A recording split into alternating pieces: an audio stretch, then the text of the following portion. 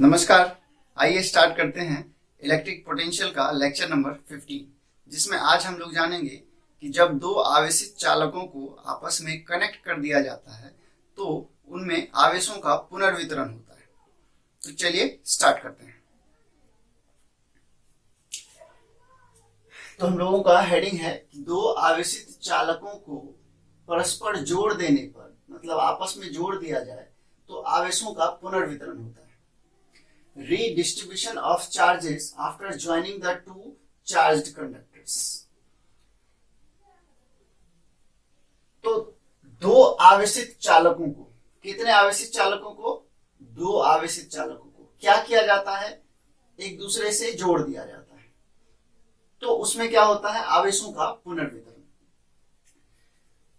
तो हम लोग जो इस आवेश का पुनर्वितरण होता है तो इसमें क्या क्या घटनाएं होती है, पोटेंशियल में क्या चेंज आता है, दोनों चालकों के कितना चार्ज पुनर्वितरित हो जाता है, और एक चालक से दूसरे चालक में जो चार्ज का वितरण होता है तो उसमें एनर्जी का लॉस कितना होता है। इन सभी चीजों के बारे में आज हम लोग पढ़ने वाले हैं। तो सबसे पहले हम लोग दो आवेशित चालक मान ले। तो मान लेते हैं कि ये दो आवेशित चालक है, एक है चालक ए और एक दूसरा चालक है जो चार्ज है और वो है चालक बी। अगर दोनों आवेशित हैं, क्या है? आवेशित है। अगर दोनों आवेशित है तो उस पर कुछ ना कुछ तो चार्ज होगा। तो मान लेते हैं कि चालक ए पर जो चार्ज है वो कितना है? Q1। और चालक बी पर जो चार्ज है मान लेते हैं कि वो है Q2।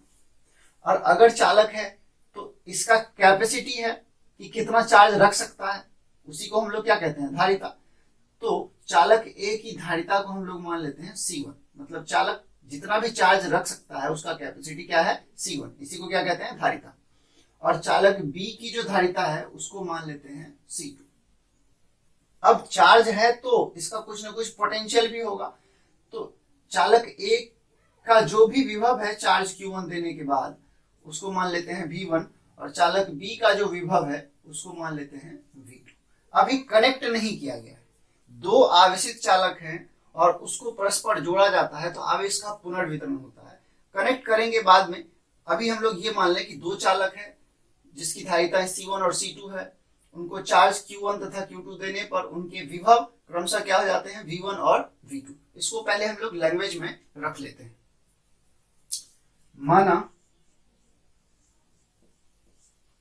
C1 तथा C2 धारिता मतलब कैपेसिटेंस के दो चालकों, चालकों मतलब कंडक्टर्स को Q1 तथा Q2 चार्ज देने पर उनके विभव, इसी को पोटेंशियल कहते हैं, क्रमशः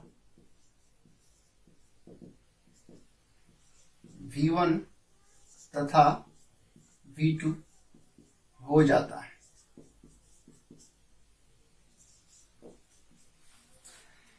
तो हम लोगों ने दो चालक मान लिया जिनमें एक चालक की धारिता C1 है और दूसरे चालक की धारिता C2 है।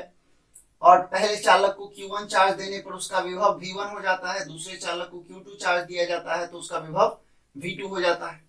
तो अब यहां देखिए कि दोनों चालक का विभव अलग अलग है।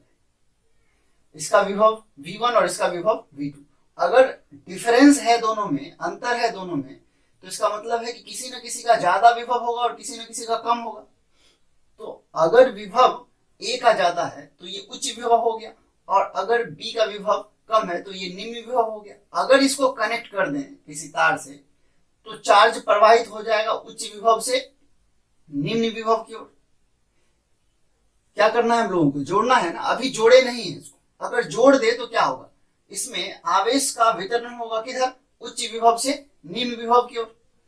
तो अब हम लोग क्या करते हैं? इसको कनेक्ट कर देते हैं। अच्छा, कनेक्ट करने से पहले यहां देखें, अर्थात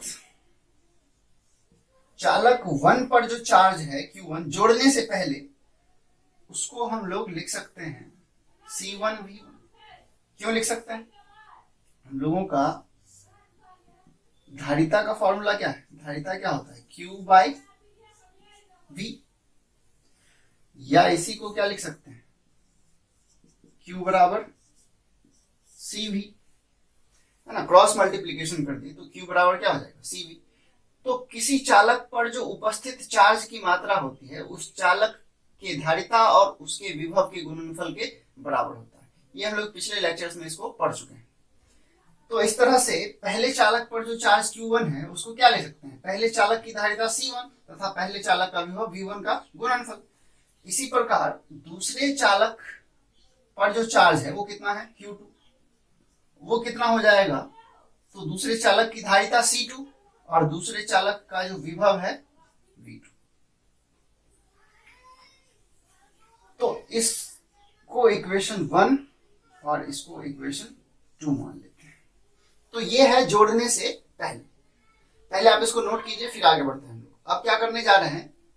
दोनों चालक को किसी तार से कनेक्ट कर देंगे, तब क्या क्या चीजें होंगी, उस पर कितना चार्ज बचेगा, उसका पोटेंशियल कितना होगा, उसमें एनर्जी कितना लॉस होगा, ये सभी चीजें हम लोग बारी बारी से सॉल्व करेंगे। तो पहले नोट कीजिए इसको।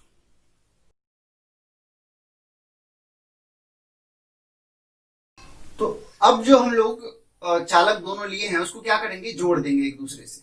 अगर जोड़ देंगे तो उसमें चार्ज का पुनर्वितरण होगा। तो क्या लिख सकते हैं? यदि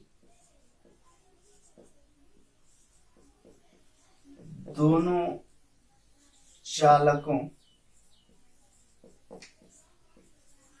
को किसी तार से, तार मतलब चालक तार से जोड़ दिया जाए तो चालक तार से जोड़ देंगे तो इसका विभव अगर ज्यादा और इसका कम तो चार्ज प्रवाहित हो जाएगा उच्च से निम्न तक। कब तक ऐसा होगा? तो जोड़ देने पे विभव में भी चेंज आएगा। चार्ज उच्च विभव से निम्न विभव जाएगा तो चार्ज जाएगा तो एक का विभव घटेगा और एक का क्या होगा? बढ़ेगा। तो इसमें चार्ज Q1 नहीं रहेगा, कुछ चेंज हो जाएगा और उसका विभव भी V1 नहीं रहेगा। तो एक फिगर तो आप लोग पहले बना चुके हैं, अभी अब जोड़ने के बाद वाला फिगर बनाना है। तो जोड़ने के बाद कैपेसिटी में तो कोई चेंज आएगा नहीं। अगर इसका कैपेसिटी C1 है और इसका कैपेसिटी C2 है तो दोनों का तो सेम रहेगा, ये कांस्टेंट होता है, इसमें कोई परिवर्तन नहीं आता है। अगर किसी बर्तन का कैपेसिटी 10 लीटर पानी रखने का है तो वो हमेशा 10 लीटर ही होने वाला है, तो कैपेसिटी में कोई चेंज नहीं आएगा। उसी को हम लोग क्या कहते हैं? धारिता कहते हैं। तो इसको एक तार से कनेक्ट कर दिया जाए तो यहाँ जो चार्ज Q1 था वो क्या हो जाएगा? फ्लो हो जाएगा। या तो B से A में चार्ज आएगा या A से B में जाएगा। इसके लिए क्या कंडीशन है कि किससे किस में जाएगा? विभव, जिसका विभव ज्यादा वहां से कम विभव की ओर चार्ज प्रवाहित होगा। हम लोगों को नहीं पता है कि किसका विभव ज्यादा और किसका कम है। इसका V1 माने थे, इसका V2 माने थे। लेकिन होगा क्या कि जब इसको कनेक्ट कर देंगे तो चार्ज प्रवाहित होना स्टार्ट हो जाएगा। कब तक होगा? जब तक दोनों का विभव बराबर नहीं हो जाए। तो प्रवाहित होके दोनों के विभव जो अलग अलग थे उसको क्या कर देगा? बराबर। तो इसका विभव क्या हो जाएगा? V, और इसका भी विभव क्या हो जाएगा? V। लेकिन चार्ज जो पहले चालक पर Q1 था, क्या वो Q1 रहेगा? तो आंसर है नहीं रहेगा। चार्ज परिवर्तित हो जाएगा क्योंकि एक से दूसरे में गया है, इसमें आएगा तो ज्यादा हो जाएगा। तो पहले जितना था, पहले कितना था? Q1, तो वो बदल जाएगा। तो मान लेते हैं कि कनेक्ट करने के बाद जो चार्ज बचा है वो कितना बचा है? Q1 dash. और दूसरे पर चार्ज कितना था? Q2 था, तो उसको मान लेते हैं Q2 डैश। तो जब दो चालक को आपस में जोड़ दिया गया तो दोनों चालक का विभव क्या हो जाएगा? बराबर। क्यों? क्योंकि अगर जिधर कम विभव होगा चार्ज प्रवाहित होकर उसके विभव को क्या कर देगा? बराबर। तो कनेक्ट करते हैं तो क्या हो जाता है? दोनों चालकों का विभव सेम हो जाता है। कनेक्ट करने के बाद क्या हो जाता है? दोनों चालकों का विभव सेम हो जाता है, मतलब कॉमन हो जाएगा इसका पोटेंशियल। और क्या होता है? चार्ज पुनर्वितरित होता है, मतलब जिस पर या ऐसा कहें कि चालक ए पर जितना चार्ज था उतना नहीं रहेगा, या तो उससे ज्यादा हो जाएगा या तो कम हो जाएगा। तो मान लिए कि जितना था वो, और जोड़ने के बाद क्या हो गया Q1 डैश, ये ज्यादा भी हो सकता है कम भी हो सकता है, और दूसरे पर ज्यादा हो जाएगा या कम हो जाएगा, तो वो कितना हो गया Q2 डैश। तो फिर से एक बार, जब जोड़ देते हैं तो क्या होता है, दोनों चालकों का विभव सेम हो जाता है। दोनों चालकों का क्या सेम हो जाता है, विभव। अब ये एक सिस्टम बन गया क्योंकि आपस में कनेक्ट किया हुआ है। तो इस सिस्टम का नेट धारिता कितना हो जाएगा, अगर इसमें मान ले, अगर ये एक बर्तन है और ये दूसरा बर्तन है, अगर इसका 10 लीटर कैपेसिटी है, इसका 5 लीटर कैपेसिटी है, तो नेट कैपेसिटी इस सिस्टम का कितना हो गया 15 का, मतलब दोनों को क्या कर दिए, जोड़ दिए। तो यहां पहला पॉइंट जो हम लोग ले रहे हैं, जोड़ने के बाद, ये क्या है, जोड़ दिया जाता है, तो जोड़ने के बाद, जोड़ने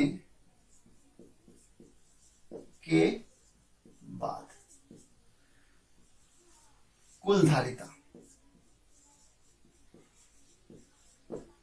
कुल धारिता क्या हो जाएगा, तो पहले चालक की धारिता C1 प्लस दूसरे चालक की धारिता C2, ये हो गया कुल धारिता। दूसरा पॉइंट, और क्या चेंज आता है, दोनों को जोड़ने पर दोनों का विभव सेम हो जाता है, तो उसको क्या बोलेंगे, कॉमन पोटेंशियल।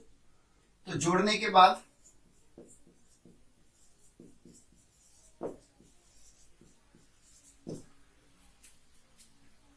दोनों का विभव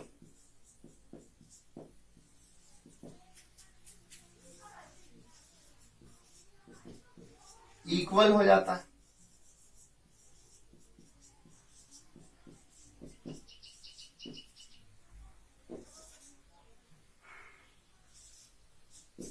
अर्थात कॉमन हो गया ना दोनों का, V इसका भी V इसका भी, अर्थात कॉमन पोटेंशियल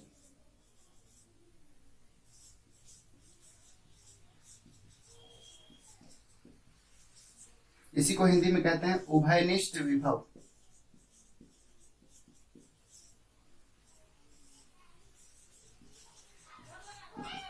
क्या मान रहे हैं इसको, कॉमन पोटेंशियल को V, तो उभयनिष्ठ विभव V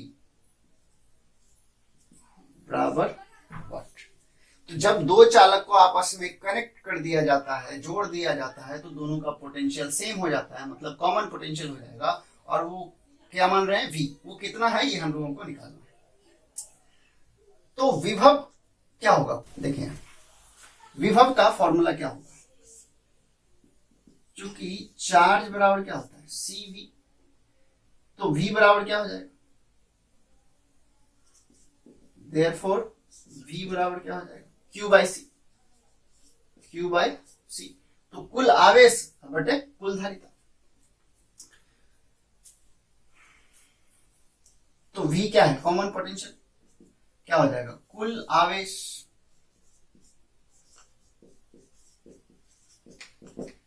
बटे कुल धारिता। अब बताइए कुल चार्ज कितना, तो चार्ज को हम बाहर से नहीं ला रहे हैं, जब कनेक्ट नहीं किए थे तो चार्ज कितना था Q1 और Q2। जब दो चालक को आपस में नहीं जोड़ा गया था तो पहले चालक पर चार्ज Q1 था और दूसरे पर Q2 था। अब जब दोनों को जोड़ दिए तो Q1 से ही Q2 में जाएगा ना, या Q2 से Q1 में आएगा चार्ज, बाहर से कहीं से चार्ज तो नहीं आया, जितना था उसी में आदान प्रदान हो रहा है। तो नेट चार्ज कितना हो गया, Q1 प्लस Q2, तो कुल आवेश क्या हो जाएगा, Q1 प्लस Q2, तो Q1 प्लस Q2, नेट तो इतना ही रहेगा। Q1 चार्ज जो है कुछ Q2 में चला जाएगा, तो Q2 का बढ़ गया और Q1 का घट गया, तो नेट तो इतना ही रहेगा। अब कुल धारिता कितनी है, तो धारिता तो चेंज होता नहीं है, तो क्या हो जाएगा C1 प्लस C2। लेकिन हम लोग इक्वेशन 1 में क्या पढ़ चुके हैं, फ्रॉम इक्वेशन 1 एंड 2, 1 और 2 में क्या था, तो 1 में था Q1 का मान C1 V1 और इक्वेशन 2 में Q2 का मान था कितना C2 V2। तो ये कॉमन पोटेंशियल V जो हो जाएगा, कुल आवेश Q1 का मान क्या रखेंगे C1 V1 प्लस Q2 का मान क्या रखेंगे C2V2 बाय धारिता, कुल धारिता कितनी है? कुल धारिता हमारा C1 प्लस C2 है, C1 प्लस C2। तो ये हो जाएगा कॉमन पोटेंशियल। जब दो चालक को आपस में कनेक्ट कर दिया जाता है तो दोनों चालक का विभव सेम हो जाता है, मतलब दोनों में सेम विभव है, तो उसी को क्या नाम दे रहे हैं? Common potential. और वो कॉमन पोटेंशियल कितना हो जाएगा? C1V1 plus C2V2। अच्छा, ये कहां से आ गया? Q1 को हम लोग C1V1 क्यों कर रहे हैं? क्योंकि इक्वेशन 1 में हमारा क्या है? Q1, वो कितना है? C1V1। और फिर यहाँ Q2 है, प्लस है तो प्लस दे दिए, Q2 है, Q2 के जगह हम लोग क्या लिख रहे हैं? C2V2। C2V2 कहां से आ गया? इक्वेशन 2 से। इक्वेशन 2 में क्या है? Q2 बराबर C2V2, तो Q2 के जगह क्या लिख सकते हैं? C2V2। तो ये हमारा कॉमन पोटेंशियल का फॉर्मूला हो गया। तो जब दो चालक को आपस में कनेक्ट कर दिया जाता है तो क्या होता है? दोनों का विभव सेम हो जाता है। तो वो पोटेंशियल कितना होता है? C1V1 plus C2V2 by C1 plus C2, मतलब कुल आवेश बटे कुल धारिता। नोट कीजिए इसको, ये हमारा हो जाएगा इक्वेशन 3।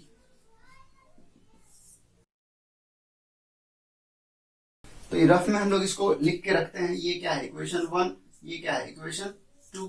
और इक्वेशन 3 क्या निकला? कॉमन पोटेंशियल वो कितना है? C1V1 plus C2V2 bye C1 plus C2।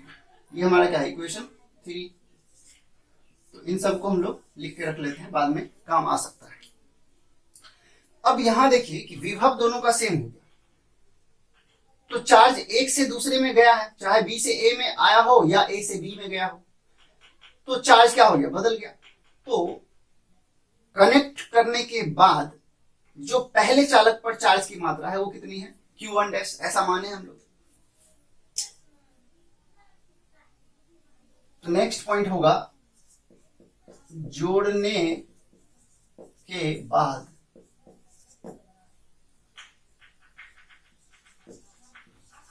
पहले चालक पर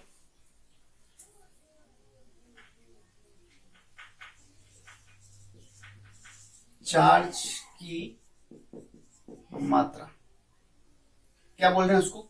Q1 डैश। पहले चालक पर चार्ज की मात्रा कब? जुड़ने के बाद। क्या हो रहा है? Q1 dash. चार्ज क्या होता है? CV। चार्ज का फॉर्मूला होता है CV। तो पहले चालक की धारिता कितनी? C1। और जोड़ने के बाद पोटेंशियल कितना हो जाता है? V। अब क्या लेंगे? दूसरे चालक पर चार्ज की मात्रा। दूसरे चालक पर जोड़ने के बाद चार्ज Q2 बचता है? नहीं, क्या बचता है? Q2 dash. वो कितना हो जाएगा? जितना उसकी धारिता होगी, धारिता कितनी है? C2, और जितना उसका विभव होगा, विभव क्या है? CV। तो दूसरे चालक पर चार्ज की मात्रा उसकी धारिता और उसके विभव के गुणनफल के बराबर। अब इसको इक्वेशन 4 मान लीजिए और इसको इक्वेशन 5 मान लीजिए। नाउ इक्वेशन 4 भागा इक्वेशन 5 क्या संकेत करता है? इक्वेशन 4 क्या है? Q1 dash. इक्वेशन 5 क्या है? Q2 डैश बराबर Q1 डैश कितना है? C1V। और Q2 डैश कितना है? C2V। अब यहां क्या कैंसिल हो रहा है? तो पोटेंशियल दोनों का कैंसिल हो रहा है।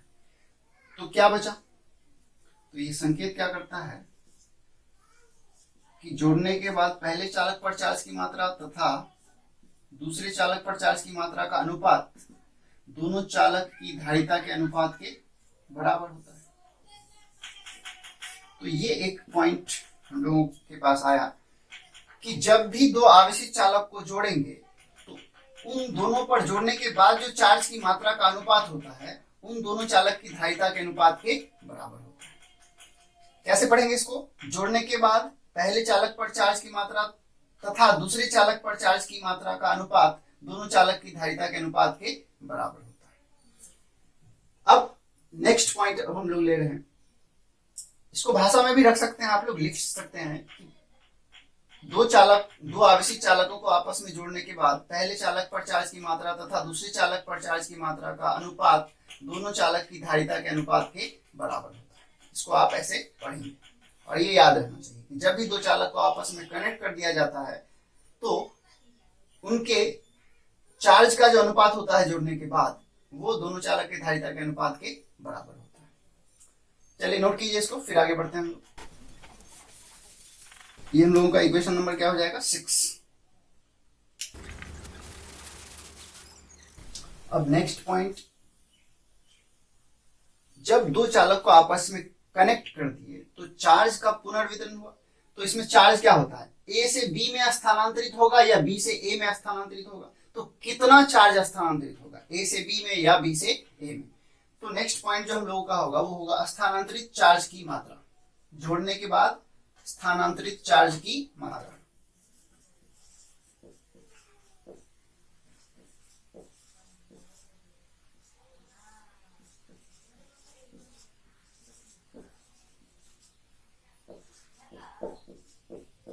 उसको हम लोग डेल्टा क्यू बोल रहे हैं। जितना भी चार्ज स्थानांतरित हो जाएगा वो उसको क्या बोल रहे हैं, डेल्टा क्यू। स्थानांतरित चार्ज की मात्रा को किससे संकेत कर रहे हैं, डेल्टा क्यू बराबर वाट।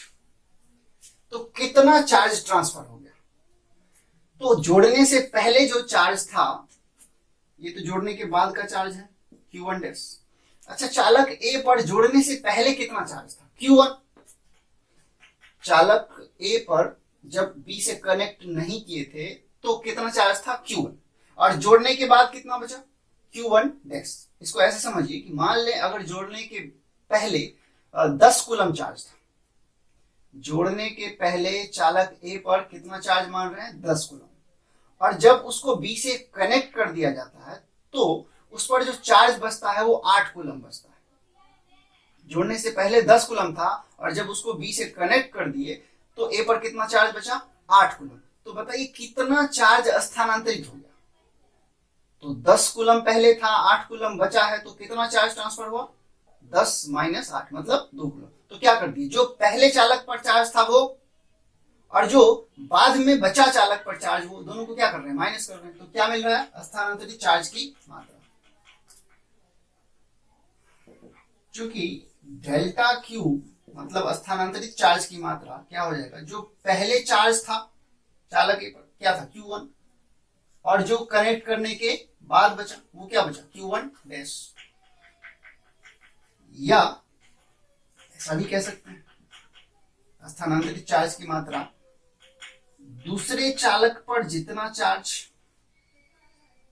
जोड़ने से पहले था और जोड़ने के बाद जितना हुआ, Q2 डैश। ऐसे भी कहा जा सकता है।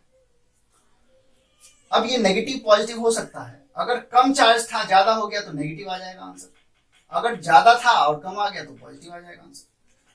तो सिर्फ हम लोगों को मात्रा निकालना है कि पॉजिटिव नेगेटिव को नहीं देखे हम कितना क्वांटिटी, इसको मॉड में भी ले सकते हैं। तो अब Q1 माइनस क्या करना है, Q1 माइनस Q1 डैश। क्या चीज निकालने के लिए, स्थानांतरित चार्ज की मात्रा निकालने के लिए। लेकिन Q1 जो है हमारा इक्वेशन 1 में कितना है, C1V1। और Q1 डैश इक्वेशन 4 में कितना है, इक्वेशन 4 में Q1 डैश हमारा क्या था, C1V। ये था इक्वेशन 4 हमारा।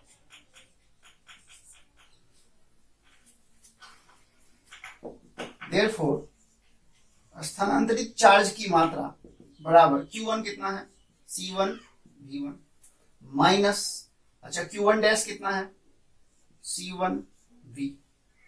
कह सकते हैं इसको। बट ये जो कॉमन पोटेंशियल V है कहां से ले आए ये सब, इक्वेशन 1 से आया है Q1 का वैल्यू, इक्वेशन 1 तथा अच्छा Q1 डैश का वैल्यू किससे आया है, इक्वेशन 4 से, इक्वेशन 4 से। तो जहां Q1 था वहां क्या रखें, C1V1। कहां से, इक्वेशन 1 से।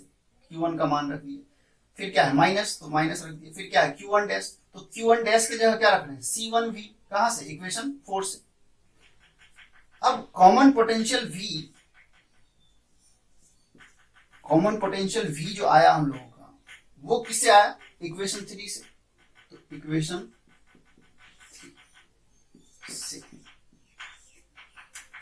तो सबसे पहले C1 V1 को रख लें, फिर क्या है माइनस है, फिर इसको थोड़ा दूर रखते हैं, माइनस C1, और कॉमन पोटेंशियल कितना होता है, इक्वेशन 3 से कॉमन पोटेंशियल का वैल्यू रख दीजिए, क्या हो जाएगा C1 V1 plus C2 V2 bye C1 plus C2, ये हो गया कॉमन पोटेंशियल। इक्वेशन 3 से V का वैल्यू हम लोग यहाँ पे रख देंगे। अब इसको थोड़ा और कैलकुलेट कर लेते हैं, एलसीएम ले लीजिए, लॉसा ले लीजिए, तो लॉसा कितना आया C1 प्लस C2। अब यहाँ कुछ है नहीं, तो लॉसा जो लिए है वो गुना हो जाएगा, तो C1 V1 और लॉसा कितना है C1 प्लस C2, फिर क्या है माइनस, फिर क्या है C1, अंदर में क्या बचा C1 V1 plus C2 V2, आगे गुना कर दीजिए, C1 V1 गुना C1 क्या हो जाएगा C1 स्क्वायर V1, और फिर C2 को C1 V1 से गुना करेंगे, प्लस है प्लस देंगे, तो ये हो जाएगा C1 C2 और V1 गुना हो गया, फिर क्या है माइनस, C1 को गुना कीजिए C1 स्क्वायर V1, और C1 को C2 से गुना करेंगे तो C1 C2, और ये क्या हो जाएगा V2, और बट्टे में क्या है C1 प्लस C2। अब आगे, अब ब्रैकेट को खोल देते हैं, तो ये है C1 square V1 plus C1 plus के बाद क्या C1 C2 V1, C1 C2 V1, फिर क्या है माइनस, इसको अंदर ले जाएंगे तो जो प्लस है वो माइनस में हो जाएगा, तो ये माइनस अंदर गया तो क्या हो गया minus C1 square V1 minus C1 square V1, इसको मिटा लेते हैं,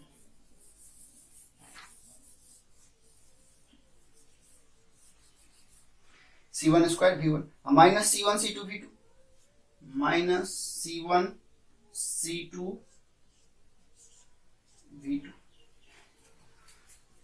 अब नीचे क्या है C1 plus C1 plus C2, अब क्या क्या कैंसिल हो रहा है इसमें, C1 square V1 positive, C1 square V1 negative, तो ये 0 हो गया। अब यहां देखिए C1 C2 V1 C1 C2 V2, इन दो पदों में क्या कांस्टेंट है C1 C2, कॉमन हो जाएगा ये, तो आगे किसको बराबर कर रहे थे हम लोग, स्थानांतरित चार्ज की मात्रा को, तो ये क्या संकेत करता है कि स्थानांतरित चार्ज की मात्रा, इसमें कॉमन क्या है C1 C2, तो C1 C2, अंदर में क्या बचा V1 माइनस V2, देखिए यहाँ पे C1 C2 इसमें भी है C1 C2 इसमें भी है, तो इसको क्या कर लिया बाहर, अंदर में क्या बचा V1, और यहाँ क्या माइनस V2, अब बटे में क्या है C1 प्लस C2, तो ये है हमारा स्थानांतरित चार्ज की मात्रा, कि कितना चार्ज ट्रांसफर हो गया एक चालक से दूसरे चालक में जब दोनों को जोड़ दिए, दोनों चालक के धारिता का गुणनफल और दोनों चालक के विभव का अंतर बटे C1 प्लस C2। चलिए नोट कीजिए इसको, ये हमारा इक्वेशन नंबर 7 हो जाएगा।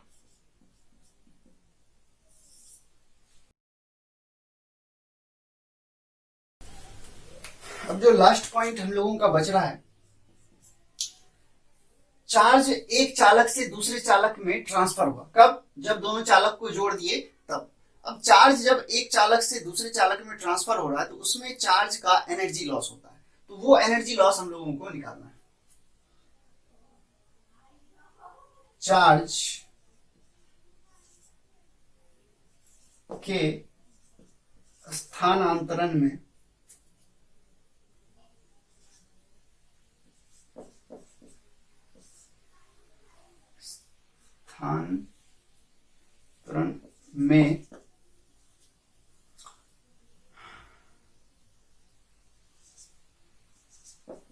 ऊर्जा का ह्रास,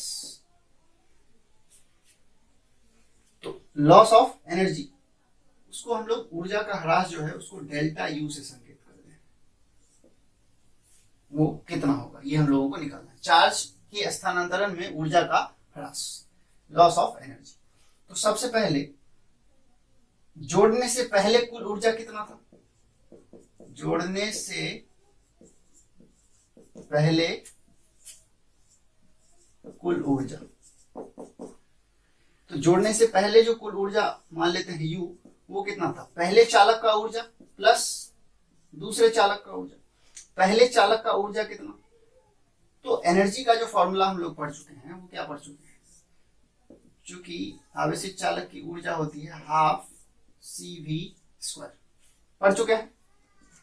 3 फॉर्मूला पढ़े थे हम लोग, half CV², half QV, half Q² बटे C, तो उसमें से एक यूज कर रहे हैं हाफ CV²। तो ये क्या हो जाएगा? हाफ पहले चालक का धारिता C1 और पहले चालक का विभव V1 और उसका क्या स्क्वायर, प्लस दूसरे चालक का एनर्जी कितना हो जाएगा? हाफ दूसरे चालक की धारिता C2 और दूसरे चालक का विभव क्या चीज V2 और उसका स्क्वायर। अब यहां देखिए हाफ कॉमन है तो इसको कॉमन कर लीजिए, अंदर में क्या बचा? C1 V1 square plus C2 V2 square. ये जो ऊर्जा है वो क्या है? जोड़ने से पहले कुल ऊर्जा कितना? Half C1 V1 square plus C2 V2 square. अच्छा, जोड़ने के बाद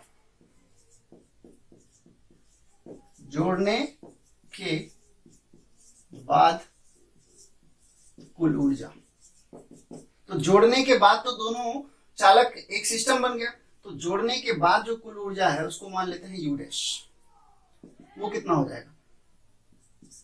तो ऊर्जा का फॉर्मूला होता है हाफ CV², तो जोड़ने के बाद जो धारिता है वो कितना हो जाएगा? C1 plus C2। जोड़ने के बाद एक सिस्टम बन गया, उस सिस्टम की धारिता कितनी? C1 प्लस C2, तो धारिता हो गया, और वोल्टेज तो दोनों का सेम हो जाता है, पोटेंशियल दोनों का सेम हो जाता है, तो उसमें हम लोग क्या करेंगे? V उसका स्क्वायर। क्लियर? अब ये जोड़ने से पहले कुल ऊर्जा है और ये जोड़ने के बाद कुल ऊर्जा है। अब जोड़ने से पहले अगर मान लेते हैं कि 50 जूल एनर्जी था उसके पास, और जोड़ने के बाद अगर 40 जूल एनर्जी हुआ, तो क्या हो गया? एनर्जी का लॉस हुआ। पहले 50 था और जब कनेक्ट कर दिए तो फिर वो 40 हो गया, तो एनर्जी लॉस हुआ। तो लॉस कैसे निकालेंगे? कितना लॉस हुआ? तो 50 माइनस 40 मतलब 10 जूल। तो क्या कर रहे हैं? जो पहले कुल ऊर्जा था वो और जो जोड़ने के बाद कुल ऊर्जा सिस्टम का वो दोनों को क्या कर रहे हैं? माइनस कर रहे हैं। तो क्या निकल के आएगा सामने? चार्ज के स्थानांतरण में ऊर्जा का ह्रास डेल्टा यू निकल के आएगा। अतः डेल्टा यू मतलब ऊर्जा का जो ह्रास हुआ वो कितना हुआ? तो पहले जो ऊर्जा था वो माइनस, बाद में जो ऊर्जा आया वो दोनों को माइनस कर दिए तो आ जाएगा। अब पहले कितना एनर्जी था?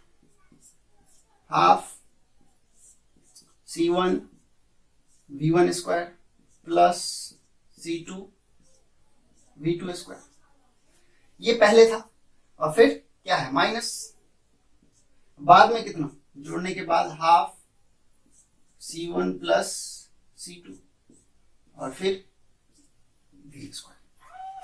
अब क्या करते हैं? दोनों में कॉमन क्या आएगा? हाफ, तो अंदर में क्या बचा? C1 V1 square plus C2 V2 square, है ना? दोनों में हाफ कॉमन है तो हाफ को कॉमन कर लिए, फिर क्या? माइनस, क्या बच रहा है? C1 plus C2 into V square. अब क्या कर सकते हैं हम लोग, इक्वल, है ना, किसको इक्वल कर रहे हैं ये हम लोग, एनर्जी लॉस डेल्टा यू को। तो हाफ क्या है, C1 V1 square plus C2 V2 का स्क्वायर, फिर क्या है माइनस C1 प्लस C2। अब बताइए ये कॉमन पोटेंशियल इक्वेशन 3 से हम लोगों का कितना आता है, तो C1 प्लस C2 लिख दिए, फिर क्या है कॉमन पोटेंशियल V का स्क्वायर, तो कॉमन पोटेंशियल जो हम लोगों का है वो कितना होता है, C1 V1 plus C2 V2 bye C1 plus C2। Equation 3 में कॉमन पोटेंशियल का वैल्यू रख दिए, इक्वेशन 3 से कॉमन पोटेंशियल V का वैल्यू रख दिया, उसका क्या है यहाँ पे स्क्वायर। कर सकते हैं ऐसा, अगर नहीं समझ में आ रहा है इक्वेशन 3 से V बराबर क्या होता है, C1 V1 plus C2 V2 bye C1 plus C2, ये इक्वेशन 3 में हम लोगों का आया। तो यहां देखिए हाफ है तो हाफ रख दिए, C1 V1 का स्क्वायर तो C1 V1 का स्क्वायर, C2 V2 का स्क्वायर तो प्लस C2 V2 का स्क्वायर, फिर क्या है माइनस तो माइनस रखे, फिर क्या है C1 प्लस C2 तो C1 प्लस C2, फिर क्या है कॉमन पोटेंशियल V का स्क्वायर, तो कॉमन पोटेंशियल V का मान रख दिए हम लोग C1 V1 plus C2 V2 bye C1 plus C2, और उसका क्या है स्क्वायर, तो स्क्वायर कर दिया। अब इसी समीकरण को हम लोग आगे सॉल्व करेंगे, पहले नोट कीजिए इसको। तो यहां तक हम लोग पहुंच गए, अब इसी को आगे बढ़ाते हैं। हाफ कॉमन है तो उसको कॉमन रहने दीजिए, इक्वल, फिर क्या है हाफ, फिर ब्रैकेट C1 V1 का स्क्वायर, फिर प्लस C2 और V2 का स्क्वायर, फिर ब्रैकेट बंद, फिर माइनस, फिर क्या है C1 प्लस C2, फिर ब्रैकेट। अब A बटे B, ये A क्या है C1 V1 प्लस C2 तो उसका होल स्क्वायर है, तो क्या लिखेंगे C1 V1 plus C2 V2, उसका क्या करेंगे होल स्क्वायर, अब बटे C1 प्लस C2 और उसका भी क्या करेंगे स्क्वायर। तो यहां जो पावर लगा हुआ था उसको हम लोग अंदर में ले आए, तो यहां क्या हो रहा है, ये C1 प्लस C2 जो है इससे कैंसिल हो जाए, तो यहां सिर्फ क्या बचेगा C1 प्लस C2 और ये ब्रैकेट बंद। अब आगे क्या कर सकते हैं हम लोग, इसका लॉसर ले लीजिए, तो हाफ कॉमन था, अब लॉसर लेंगे तो ये क्या है C1 प्लस C2, लॉसर ले लिए। अब यहां कुछ नहीं है तो यहां कुछ नहीं है तो क्या है 1 है, तो ये लॉसर जो लिए हैं ये ऊपर में गुना हो जाएगा,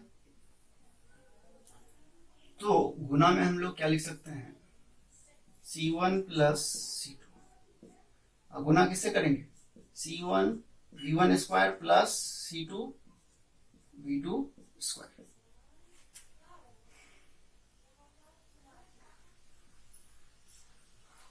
फिर क्या है माइनस, अब अंदर में क्या बच रहा है C1 V1 plus C2 V2, उसका क्या है स्क्वायर, इतना कर सकते हैं। अब आगे यहां देखिए A प्लस बी का होल स्क्वायर, तो इसको खोल दीजिए और इसको गुना कर दीजिए, तो हाफ C1 प्लस C2 का गुना पहले C1 V1 स्क्वायर से करेंगे, C1 प्लस C2 का गुना फिर C2 V2 स्क्वायर से करेंगे, तो कर दीजिए C1 प्लस C2 गुना क्या C1 V1 स्क्वायर, फिर क्या है प्लस C1 प्लस C2, इसका गुना फिर इससे भी होगा C2 V2 स्क्वायर, अब क्या है माइनस A प्लस बी का होल स्क्वायर क्या हो जाएगा A स्क्वायर, तो C1 स्क्वायर V1 स्क्वायर हो गया A square plus B square, तो B स्क्वायर क्या है C2 स्क्वायर V2 स्क्वायर और प्लस 2AB, तो प्लस 2A कितना है C1 V1 और गुना B क्या है C2 V2। कर सकते हैं ऐसा। अब बट्टे में क्या है C1 प्लस C2। अब आगे बढ़ते हैं, कॉमन क्या था हाफ। अब गुना कीजिए C1 V1 स्क्वायर को C1 प्लस C2 से गुना कीजिए, तो C1 V1 स्क्वायर गुना C1 क्या हो जाएगा C1 गुना C1 स्क्वायर और V1 स्क्वायर, फिर C2 से गुना करेंगे तो क्या हो जाएगा C1 C2 V1 स्क्वायर। इसमें भी तो C2 V2 स्क्वायर को पहले C1 से गुना कीजिए तो क्या आ जाएगा C1 C2 V2 स्क्वायर। अब C2 V2 स्क्वायर को C2 से गुना करेंगे तो C2 गुना C2 क्या हो जाएगा C2 स्क्वायर, फिर क्या V2 का स्क्वायर। अब ये माइनस को ब्रैकेट खोल देंगे तो ये सब अंदर चला जाएगा, तो ये क्या है minus C1 square V1 square minus C2 square V2 square minus 2C1 इसको ऐसा कर लेते हैं C1 C2 को एरिया कर लेंगे C1 C2 V1 V2। अब ब्रैकेट बंद। अब बट्टे में क्या है C1 प्लस C2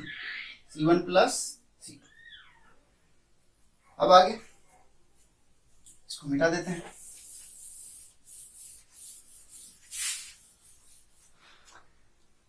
अब आगे देखिए यहां C1 square V1 square positive और यहां C1 square V1 square negative, तो ये क्या हो गया कैंसिल। इसके बाद C2 square V2 square positive और C2 square V2 square negative, तो ये भी कैंसिल। अब बचा क्या क्या चीज है हम लोगों का उसको यहां पे लिख लें।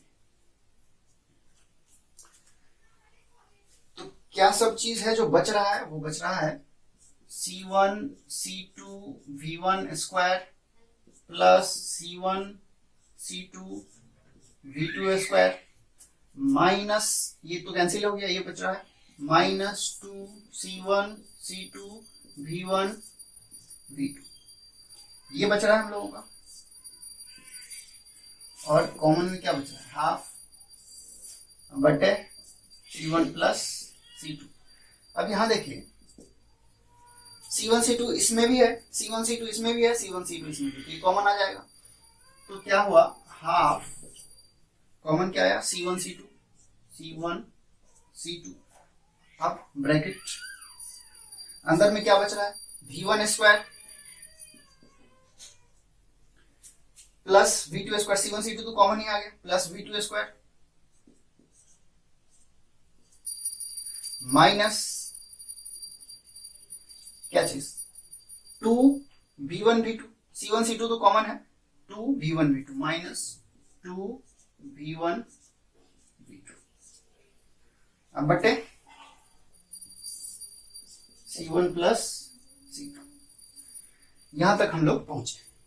अब यहां पे एक चीज हम लोगों को समझ में आ रहा होगा कि a square plus B square minus 2ab वाला फॉर्मूला लग सकता है यहाँ पे। तो क्या कर सकते हैं आगे हम लोग, अच्छा इक्वल किसको कर रहे थे लॉस ऑफ एनर्जी। जब जो दो चालक को आपस में कनेक्ट कर देते हैं तो ऊर्जा का ह्रास होता है। ये ऊर्जा का ह्रास क्या बोल रहे हैं उसको डेल्टा यू। कितना हो गया हाफ क्या है C1 C2 अंदर में देखिए a माइनस बी का होल स्क्वायर लिख सकते हैं इसको। तो a कितना है हमारा V1 माइनस b कितना है हमारा V2 अब बटे C1 प्लस C2 इसका क्या स्क्वायर। तो ये है लॉस ऑफ एनर्जी। जब दो चालक को आपस में कनेक्ट कर देते हैं तो कितना एनर्जी लॉस होता है half C1 C2 V1 minus V2 का होल स्क्वायर बटे C1 प्लस C2। अब यहाँ देखिए, क्या जरूरी है कि दो आवेशी चालक को आपस में कनेक्ट करेंगे तो एनर्जी का लॉस होगा? अगर लॉस होगा तो पहले चालक मतलब कनेक्ट करने से पहले जो एनर्जी था उसको माइनस किए हैं कनेक्ट करने के बाद जो एनर्जी सिस्टम का था उसमें से। अगर लॉस होगा तो आंसर पॉजिटिव में आना चाहिए। फिर से एक बार इसको समझिए, अगर दो आवेशित चालक को आपस में कनेक्ट कर रहे हैं तो एनर्जी का लॉस होता है। ये कैसे कंफर्म होगा? मान लीजिए कि पहले था 15 जूल एनर्जी, जब कनेक्ट नहीं किए थे तो दोनों चालक का कुल ऊर्जा कितना था? 15 जूल। अब जब कनेक्ट कर दिए तो अगर लॉस हुआ होगा तो 15 से कम ही हुआ होगा। अगर लॉस होगा एनर्जी का तो 15 जूल से कम एनर्जी बचेगा, तो मान लेते हैं कि वो बचा 14 जूल। तो कितना लॉस हुआ? तो जो पहले था वो और जो बाद में था वो दोनों को माइनस कर दिए, तो 15 माइनस 14 मतलब 1 जूल एनर्जी लॉस हो गया। तो ये पॉजिटिव आया आंसर। अगर एनर्जी लॉस होगा तो हमारा आंसर क्या होना चाहिए? पॉजिटिव। तो अब यहां देखिए, क्या ये लॉस एनर्जी पॉजिटिव में आ रहा है? तो धारिता तो हमेशा पॉजिटिव ही होता है, या तो धारिता होगा तो जीरो होगा, जीरो से कम तो धारिता हो नहीं सकता। तो C1 C2 पॉजिटिव, हाफ पहले से पॉजिटिव, C1 प्लस C2 ये भी क्या है? पॉजिटिव। अगर V1 माइनस V2 नेगेटिव हो भी गया तो उसका क्या है यहाँ पे? स्क्वायर। तो क्या बन जाएगा? पॉजिटिव। तो ये वाला टर्म पॉजिटिव, यहाँ पॉजिटिव, यहाँ पॉजिटिव, तो ये टोटल क्या आ रहा है? पॉजिटिव। तो इसका मतलब ये कंफर्म हो जाता है कि जब दो चालक को आपस में कनेक्ट करेंगे तो निश्चित रूप से ऊर्जा का ह्रास होगा, एनर्जी का लॉस होगा। क्यों? क्योंकि ये हमारा जो एनर्जी लॉस आ रहा है वो क्या आ रहा है? पॉजिटिव। अगर माइनस होता तो एनर्जी लॉस नहीं होता, क्या होता? गेन होता। तो चलिए, ये हम लोगों का आज का क्लास था। तो आज के लिए इतना ही, मिलते हैं अगले वीडियो में, तब तक के लिए